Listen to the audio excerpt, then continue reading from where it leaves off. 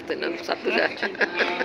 Okay, our group 3 is actually the topic is about aspiration. What can we hope to achieve? Question number 1, what does an ideal safe and inclusive digital space look like for a woman and girls in Brunei Darussalam? Our main answer is actually main point is actually is a supportive community. We need this supportive community because we want all community, even our agencies and our ministries are supportive in terms of safety and inclusive digital space. It's already answered question number 1. Okay. Question number 2, how can we Yes, short and simple. another answer is actually digital literacy empowerment. Our Ministry of Education is already in place about the digital literacy empowerment as in early 2020s. So most of our students are actually already been equipped and exposed to this digital literacy empowerment.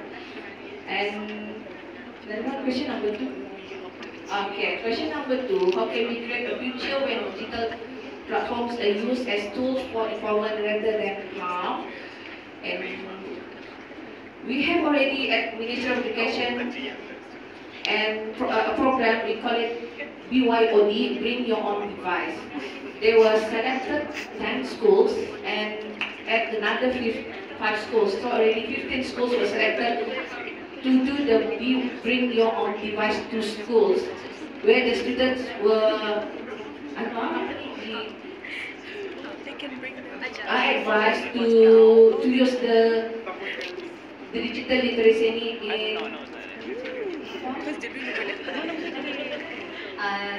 all students from these 15 schools, they are allowed to bring devices to schools. But before they use their devices, they need to sign sort of like agreement. Their parents need to sign this agreement, how to use these devices properly and on the right way. So that's why it is called BYOD, Bring Your Own Devices.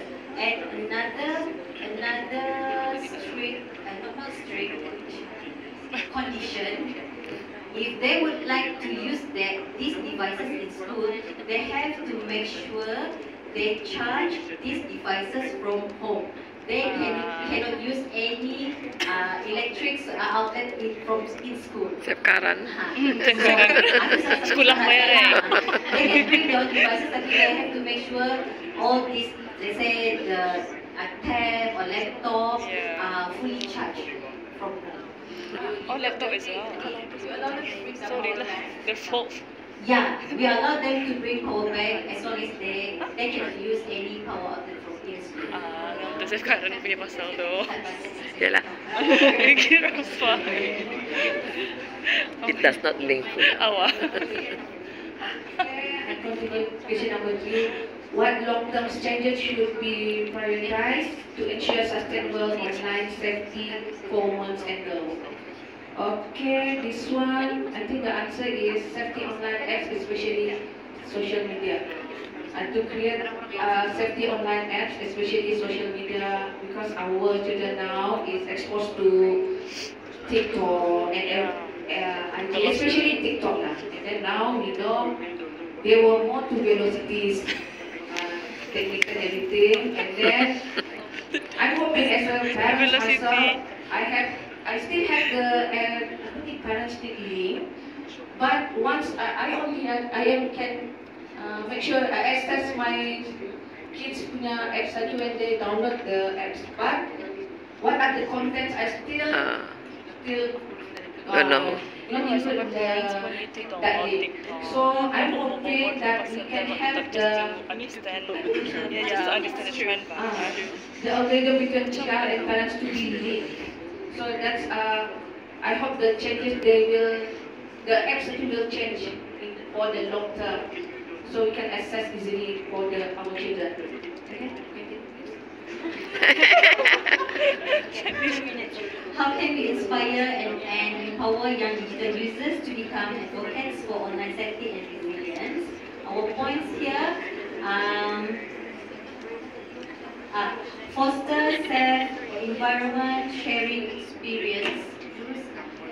Okay, and then this one, apa ni? As a whole lah, or overall and general. Tapi if it's more focusing on our area, create more trust bonding between important individuals. For example, as a counselor, so maybe counselor should be more active in create more strong relation between the counselor and the students, not just with the clients but with the students.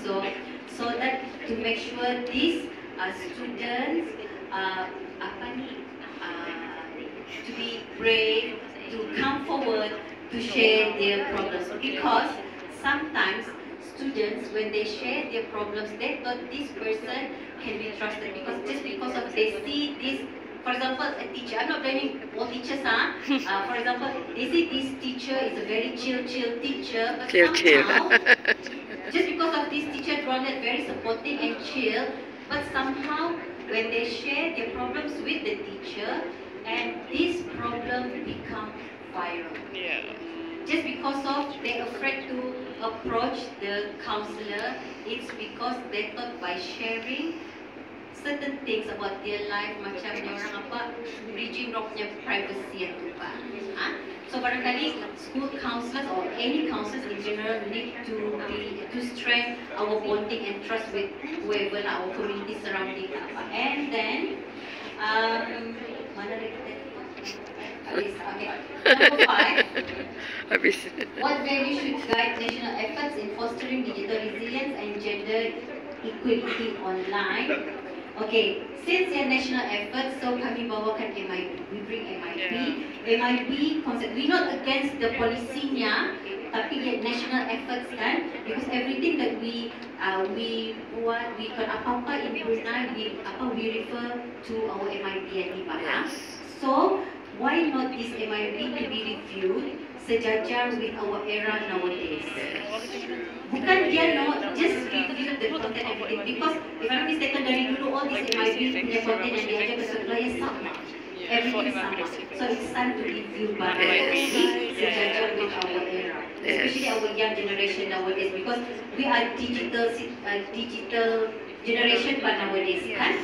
So di review lah kan. Thank you very much.